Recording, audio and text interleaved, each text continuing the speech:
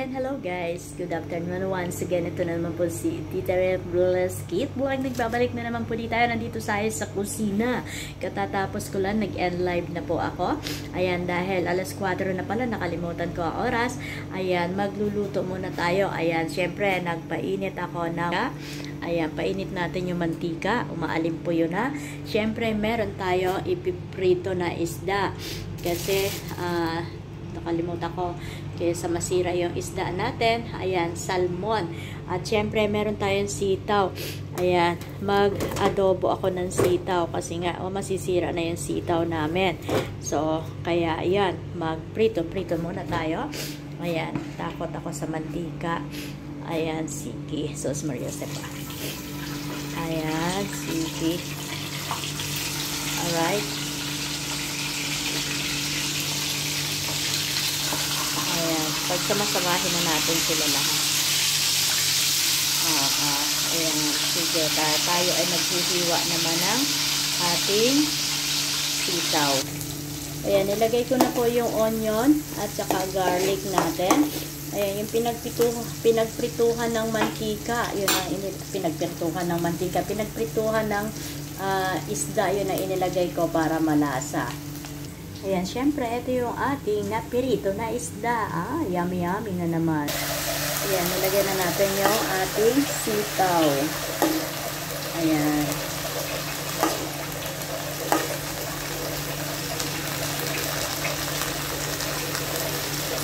Lagyan natin ng konting tubig. Ayan, lagyan natin ng konting tubig. Pampakulo lang. Konti lang. Adobo lang natin yan. Ayan, palamputin lang natin. Lagyan na natin ng magic sarap. Ayan, para may lasa na siya. Mamaya natin, lalagyan natin siya mamaya ng ng toyo. Ayan, pakuluin ko lang natin. 5 minutes lang. Ayan, lagyan natin ng mamasita guys. Ayan, para masarap siya. Mamasita. Ayan, syempre lalagyan din natin ng toyo. Ayan, konti lang para may lasa siya.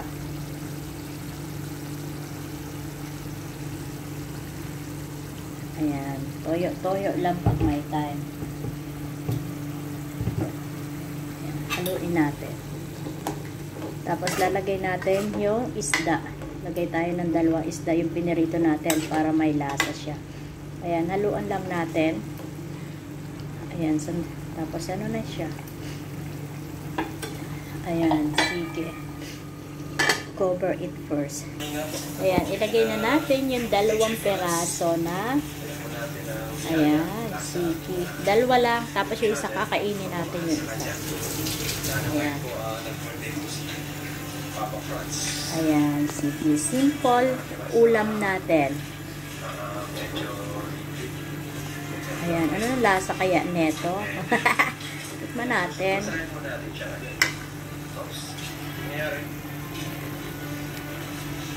Yummy. Yummy yan gusto mula sa ating pagmamahal. Charan! Simple lunch natin. Ayan ang ating lunch for today. Of course, simple lang siya. So, kain po tayo. Important. Thank you so much. Thank you so much, Lord. At least meron tayo kainan. O, wag tayo maghahangad ng wala. Ay, ng ano pa man muna. Siyempre, kung ano yung meron lang dito, yun lang ang hangarin. Magpasalamat lang lagi sa Diyos. Thank you so much to always blessings. Marami kunti, malaki o maliit. Importante is, tayo ay nabubuhay ng maayos, mapayapa, peace of mind. Peace of mind talaga. Sasamahan nyo ako. Ayan, sa ating, sobrang gutom ko na talaga. Ayan, thank you Lord talaga. So at least, malaking biyaya na to. Ayan, there's a lot of blessings every day. Ayan, kapag kayo ay may kinakain o wala man, importante is nandito tayo sa ibabaw ng mundo, pasalamatan natin siya. At least tayo ay laban lang. Ayan, huwag susuko. Ayan, samahan nyo ako para sa inyo yung unang subo ko. Kain po. Gabing gutom kaya. Mamaya pa yung kasama ko. Ayan, nagluto na lang ako. Ganun kami. Siyempre, kung sino nandito, siya ang nagluto. Kahapon, wala kayo naluto. Ayan, kinain lang na yellow noodles lang. Ayan, hindi ako nagluto. Wala kami lulutuin.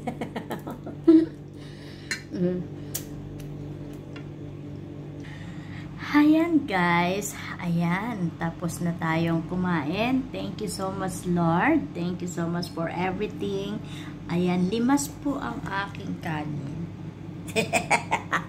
Kasi sabi nila, bawal daw magtira. Kaya kailangan linisin yung kailangan yung linisin daw yung pinggan.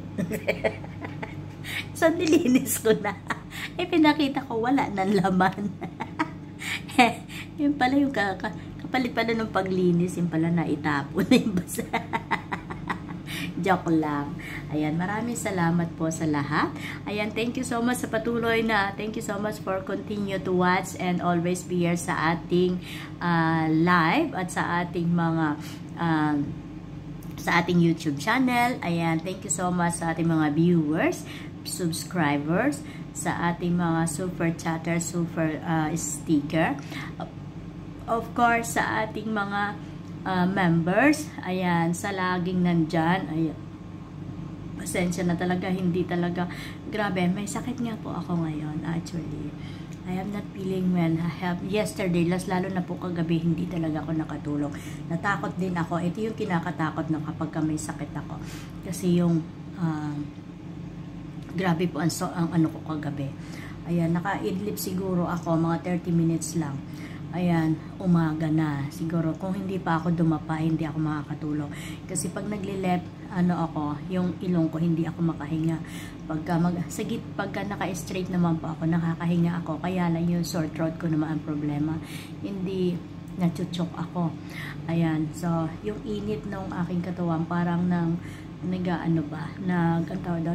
nangingilalim. Ayan, yun ang kinakatakot ko. Kasi syempre, lalo na pag mag-isa ako sa room.